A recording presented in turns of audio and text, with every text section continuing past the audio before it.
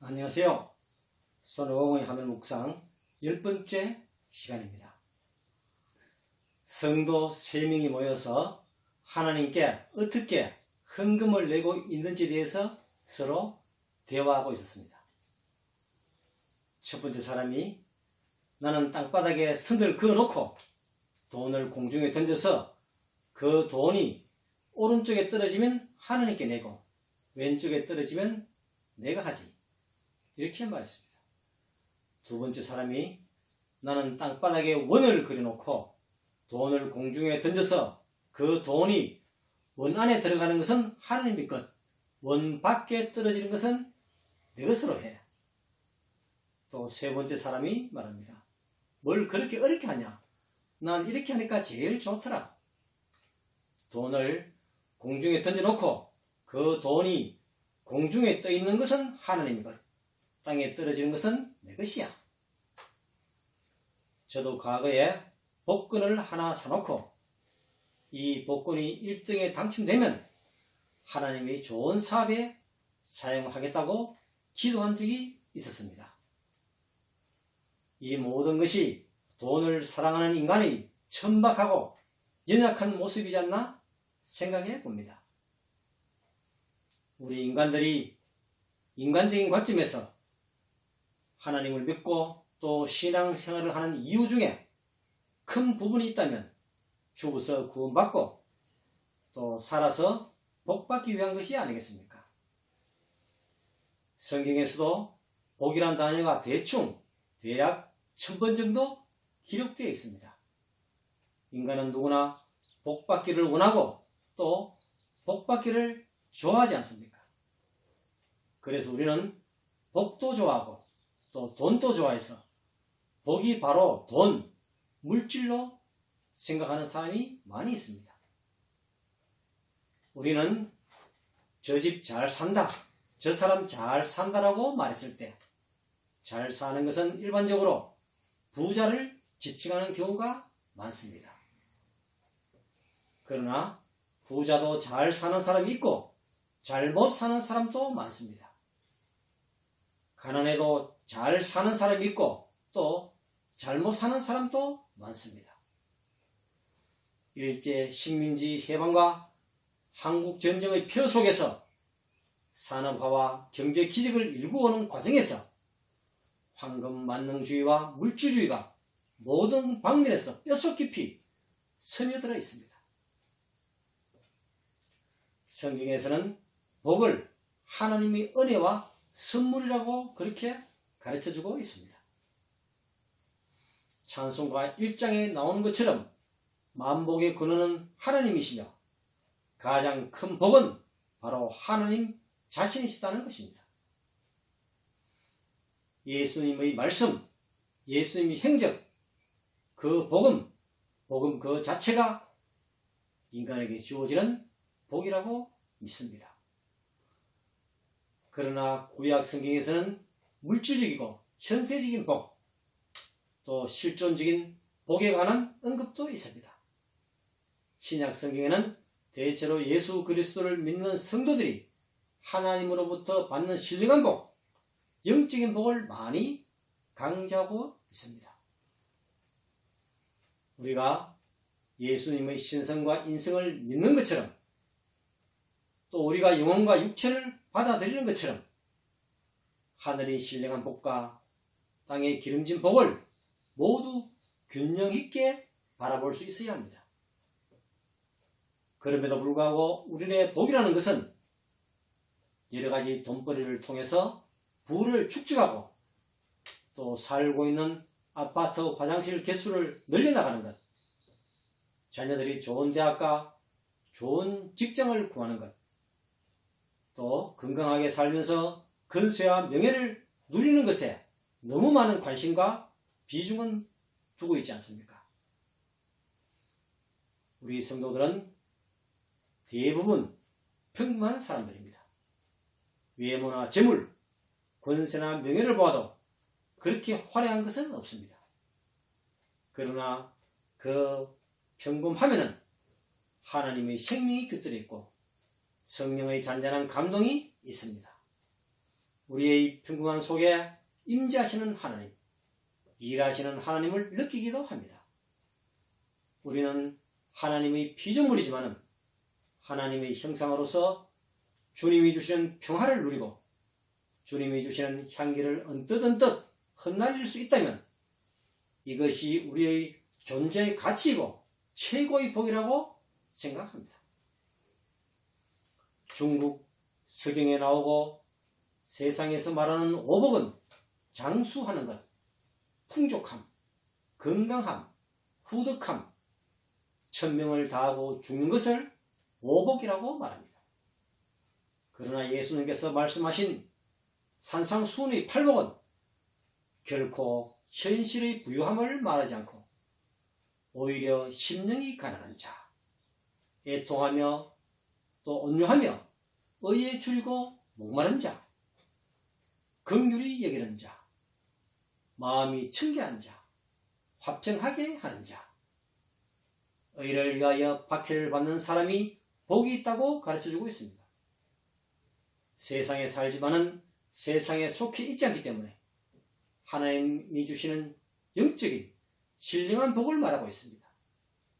또 산상수훈의 복은 인간의 행위에 따르는 물질적인 복이 아니라 하나님의 은혜로 하나님과 함께할 때에 주시는 복의 모습들입니다.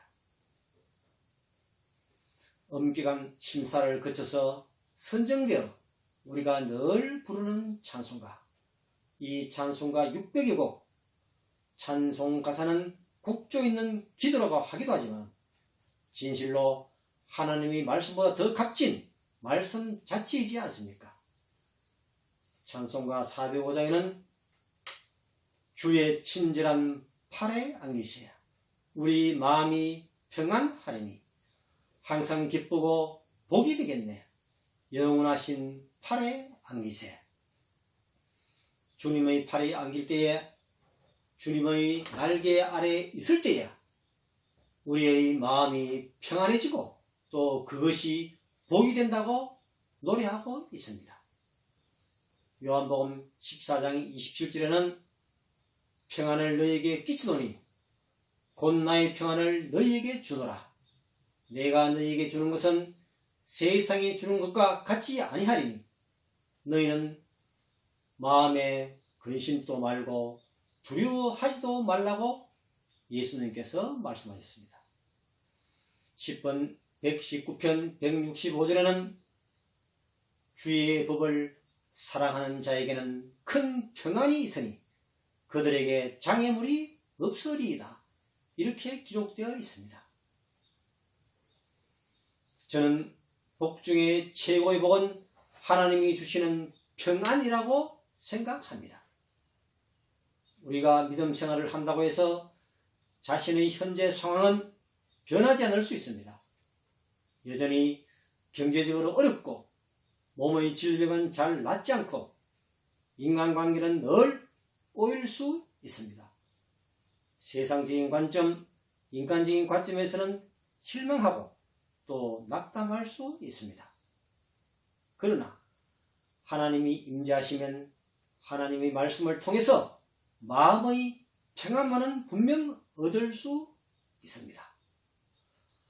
호랑이에게 물려가도 정신만 차리면 산다고 했지 않습니까? 우리가 이 세상에서 우리 삶이 비록 사망의 음침한 골짜기를 다닐지라도 마음의 평안만 가질 수 있다면 이보다 더 큰 복이 어디 있겠습니까?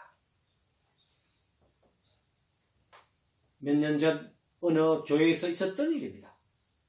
한 장로님 부부에게 지방에서 일하던 30대 청년 아들이 집으로 돌아왔습니다. 오래간만에 집에 와서 잠자던 아들이 아침에 죽음으로 발견되었습니다. 우리가 흔히 말하는 돌연사, 심장마비가 일어난 것이죠. 너무나 엄청난 일이 갑자기 일어났습니다. 주변 가족들은 말할 것도 없고 교회 성도들은 이루 말할 수 없는 슬픔 속에서 장례가 치러졌습니다. 교회는 너무 당황했고 성도들은 어떻게 위로해야 할지 몰라 하염없이 눈물만 같이 흘렸습니다. 장례를 치르고 나서 주일날 교회학교 부장님이었던 그 장로님은 이날 또 변함없이 단정하게 옷을 차려입고 환한 얼굴로 아이들을 맞이하며 봉사를 했습니다. 그날 예배 때 그 장로님이 하나님께 드렸던 감사 헌금 봉투가 발견되었습니다. 그 감사 헌금 봉투에는 3가지가 적혀 있었습니다. 첫째, 아들이 객지에서 살았는데 집에 와서 죽게 되어 감사합니다. 둘째, 아들이 결혼을 하지 않았기 때문에 힘들고 어려워질 가족이 없어서 감사하고 귀한 아들을 주셔서 30년간 부모의 기쁨이 되게 하신 것 감사합니다. 셋째, 무엇보다 아들이 예수 그리스도를 믿고 구원받아 천국에 간 것에 대해서 감사합니다.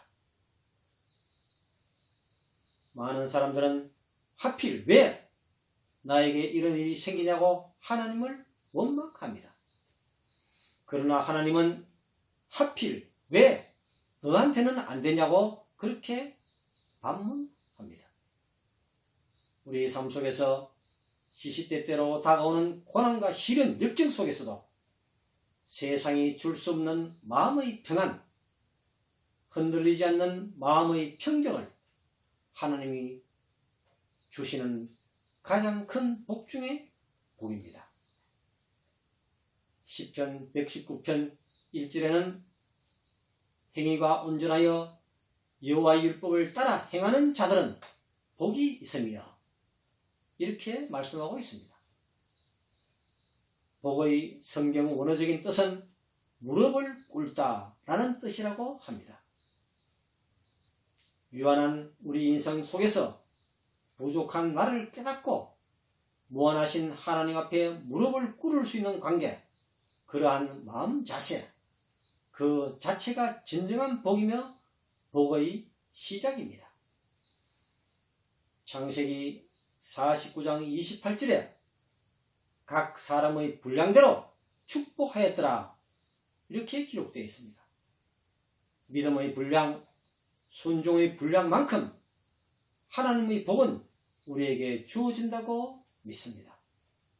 그리고 그 복을 복으로 아는 것이 진정한 복이 아닐까 생각해 봅니다. 오늘도 저희 감사의 동산에서 늘 기도하시고 함께 찬양하시는 장로님의 찬양 연주를 들으시면서 오늘을 마무리하겠습니다. 감사합니다.